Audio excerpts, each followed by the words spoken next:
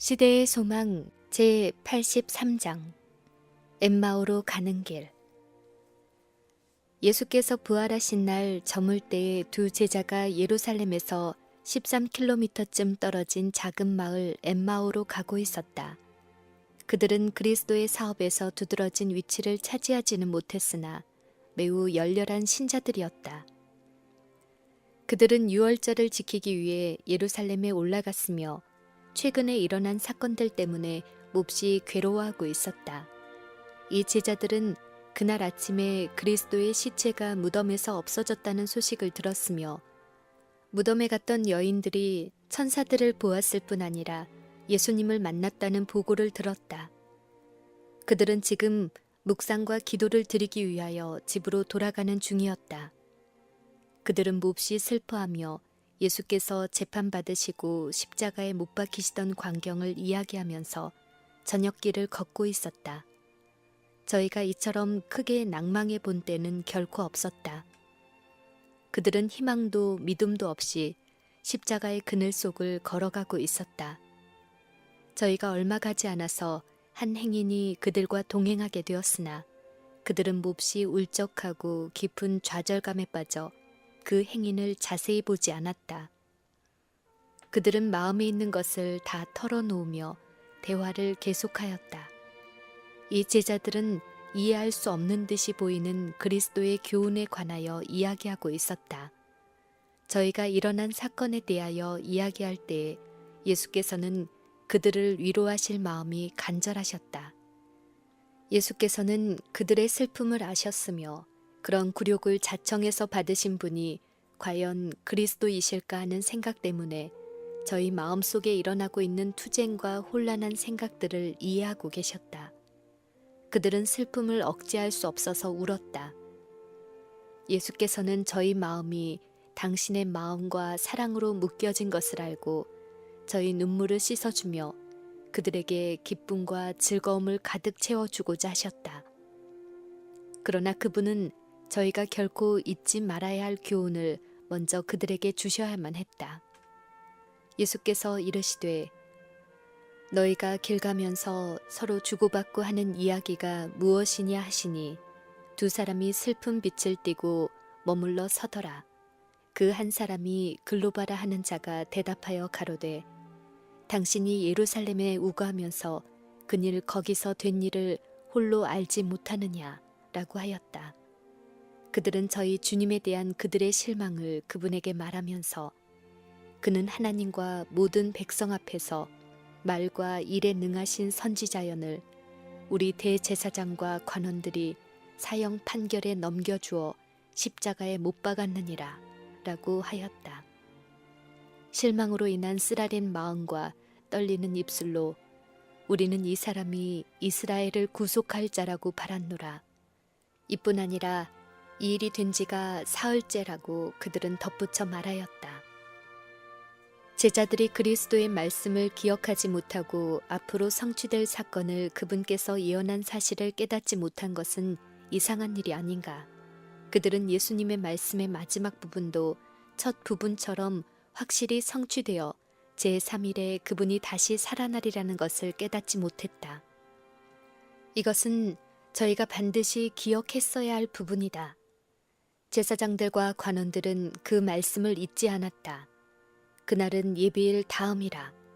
제사장들과 바리새인들이 함께 빌라도에게 모여 가로되 주여 저 유혹하던 자가 살았을 때 말하되 내가 사흘 후에 다시 살아나리라 한 것을 우리가 기억하노라고 하였다. 그러나 제자들은 이 말씀을 기억하지 못하였다. 가라사대 미련하고 선지자들의 말한 모든 것을 마음에 더디 믿는 자들이여 그리스도가 이런 고난을 받고 자기의 영광에 들어가야 할 것이 아니냐 라고 하셨다. 이 행인이 누구이길래 그들의 속마음을 꿰뚫어 보고 이 같은 열렬하고 친절하고 동정어린 희망의 말을 할 수 있을까 하고 제자들은 경탄했다.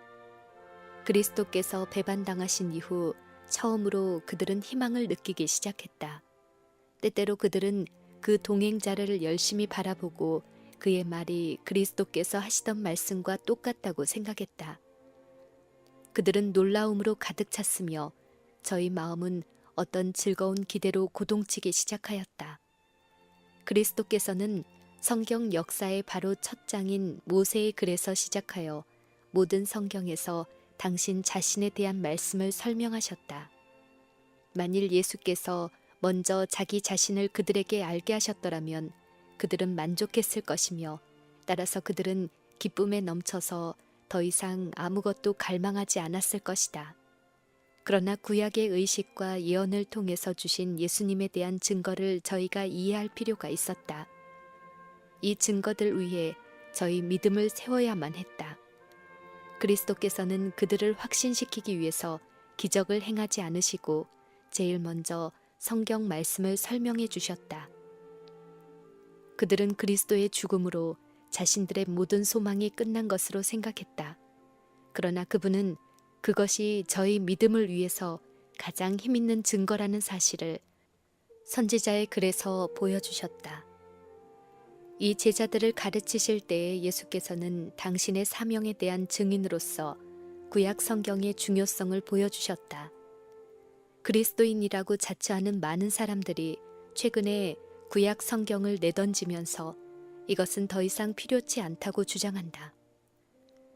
그러나 그런 것은 그리스도의 가르침이 아니다. 예수께서는 구약 성경의 가치를 크게 높이셨으며 한 번은 모세와 선지자들에게 듣지 아니하면 비록 죽은 자 가운데서 살아나는 자가 있을지라도 권함을 받지 아니하리라 라고 말씀하셨다. 아담의 시대로부터 역사의 마지막 장면에 이르기까지 부조들과 선지자들을 통하여 말씀하신 이는 그리스도이시다.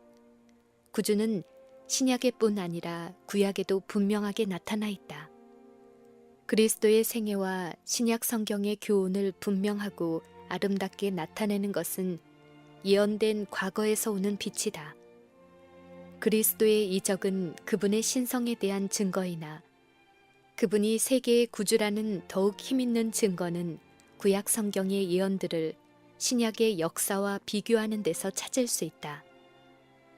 예언을 들어 설명하면서 그리스도께서는 당신이 인성을 취하시고 어떤 분이 되기로 되어 있었는지에 대한 바른 견해를 제자들에게 말씀해 주셨다. 사람들의 욕망과 일치하게 보좌를 취하고 왕권을 잡으시리라는 메시아에 대한 그들의 기대는 그들을 오도해 왔었다. 그런 생각은 그분이 가장 높은 곳에서 가장 낮은 자리로 내려오신 데 대하여 올바른 이해를 갖지 못하게 했다. 그리스도께서는 당신의 제자들의 생각이 모든 면에 있어서 순결하고 참되기를 바라셨다. 그들은 예수님에게 할당된 고통의 잔에 대하여 가능한 한 많이 이해해야만 하였다. 그분은 저희가 지금까지 이해하지 못하는 그 무서운 투쟁이 이 세상의 기초가 놓아지기 전에 세워진 언약의 성취라는 사실을 그들에게 보여주셨다. 모든 범법자들이 범죄를 계속하면 죽을 수밖에 없는 것처럼 그리스도께서도 죽으셔야만 하였다. 이 모든 것이 이루어져야 하되 패배로 끝나지 않고 영광스럽고 영원한 승리로 끝날 것이다. 예수께서는 이 세상을 죄로부터 구원하기 위해서는 온갖 노력을 다 기울여야 한다는 사실을 그들에게 말씀하셨다. 그분을 따르는 자들은 그분이 사신 것처럼 살아야 하고 그분이 일하신 것처럼 열렬하고 끈기 있는 노력으로 일해야 한다. 이와 같이 그리스도께서는 제자들의 마음을 열어서 그들이 성경 말씀을 깨달을 수 있도록 설교하셨다. 제자들은 피곤했으나 그들의 대화는 지칠 줄 몰랐다. 생명과 보증의 말씀이 구주의 입에서 흘러나왔으나 아직도 저희 눈은 열리지 않았다. 예수께서 예루살렘의 멸망을 말씀하실 때 제자들은 눈물을 흘리면서 비운의 도성을 바라보았다. 그러나 그들은 아직도 그들의 동행자가 누구일까 하는 의아심을 전혀 갖지 않았다. 그들이 저희가 나누는 화제의 주인공이 바로 저희 곁에서 함께 걸어가고 있다는 것을 생각하지 못한 것은 그리스도께서 자기 자신을 다른 사람처럼 나타내신 까닭이었다. 제자들은 그분이 큰 절기에 참석했다가 집으로 돌아가는 사람 중에 하나인 줄로 생각했다. 그분은 그들과 함께 매우 조심스럽게 거친 돌짝길을 걸어가셨으며 이따금 그들과 같이 멈추어 잠시 쉬기도 하셨다. 이와 같이 그들이 산길을 따라 걸어갈 때 거기에는 얼마 후에 하나님의 우편에 앉으실 분이요 하늘과 땅의 모든 권세를 내게 주셨다고 말씀하실 그분이 그들 곁에서 걸어가고 계셨다. 그들이 가는 도중에 해가 져 그 행인들이 쉴 곳에 이르기 전에 들에서 일하던 사람들이 집으로 돌아갔다. 제자들이 저희 집에 들어가려고 할 때 동행하던 행인은 마치 자기의 여행을 계속하려는 듯이 보였다. 그러나 제자들은 그분에게 매력을 느꼈다. 그들의 심령은 그분에게서 더 많은 것을 듣고 싶어 했다. 그들은 우리와 함께 유아사이다 라고 말했다. 그분이 초청을 받아들이지 않을 것처럼 보였으므로 그들은 그분을 강권하며 때가 저물어 가고 날이 이미 기울었나이다 라고 간청하였다. 그리스도께서는 이 간청을 들으시고 저희와 함께 유하러 들어가시었다. 만일 제자들이 강권하여 초청하지 않았더라면 그들은 저희 길동무가 부활하신 주님이신 것을 알지 못했을 것이다. 그리스도께서는 어느 누구에게도 교제를 강요하지 않으신다. 그분은 당신을 필요로 하는 자들에게 친히 관심을 가지신다. 그분은 즐거이 가장 미천한 가정에 들어가시고 가장 겸손한 마음을 기뻐하실 것이다. 그러나 만일 사람들이 하늘의 손님을 너무 무관심하게 생각하거나 저희와 같이 유숙하기를 그분에게 요청하지 않으면 그분은 지나가신다. 그리하여 많은 사람들이 큰 손실을 당한다. 그들은 예수께서 저희와 함께 길을 걸으셨으나 그분을 알지 못한 그 제자들 이상으로 그리스도를 알지 못한다. 떡으로 만든 수수한 음식이 곧 준비되었다. 음식은 식탁 머리에 앉은 손님 앞에 차려졌다. 지금 그 손님은 음식을 위해 축사하려고 손을 내미셨다. 제자들은 놀라서 물러갔다. 그 손님은 그들의 주께서 하시던 똑같은 방법대로 손을 펴셨던 것이다. 제자들은 다시 쳐다보았다. 이제 그들은 그분의 손에 있는 못자국을 보았다. 두 사람은 동시에 이는 예수이시다. 그분은 죽은 자들 가운데서 살아나셨다 하고 부르짖었다. 제자들이 예수님의 발 앞에 엎드려 경배하려고 일어났으나 예수께서는 저희 시야에서 사라지셨다. 그들은 최근에 무덤에 누워 계셨던 분이 앉으셨던 자리를 바라보며 길에서 우리에게 성경을 풀어주실 때에 우리 속에서 마음이 뜨겁지 아니하더냐 하고 말했다. 그러나 전해야 할 이 큰 소식을 가지고 그들은 그냥 앉아서 이야기만 하고 있을 수 없었다. 피곤함과 배고픔은 사라져 버렸다. 저희는 음식도 입에 대지 않고 큰 기쁨을 가지고 왔던 길을 되돌아 도성에 있는 제자들에게 이 기별을 전하기 위하여 급히 발걸음을 재촉하였다. 어떤 곳은 길이 평탄치 않았으나 그들은 가파른 곳은 기어오르고 미끄러운 바위 위에서는 구르면서 앞으로 나아갔다. 그들은 저희와 동행하시던 분의 보호를 받고 있다는 것을 보지도 못하고 알지도 못했다. 그들은 손에 지팡이를 들고 저희가 할 수 있는 것보다 더 빨리 가려는 생각으로 앞을 헤치고 나아갔다. 그들은 길을 잃었다가 다시 찾기도 하면서 때로는 뛰고 때로는 비틀거리면서 앞으로 나아갔다. 이러한 저들의 여정 내내 눈에 보이지 않는 동행자가 저희 곁에 가까이 계셨다. 밤은 어두웠으나 의의 태양이 저희 위에 비치고 있었다. 저희 마음은 기쁨으로 뛰었다. 그들은 새로운 세상에 있는 듯이 보였다.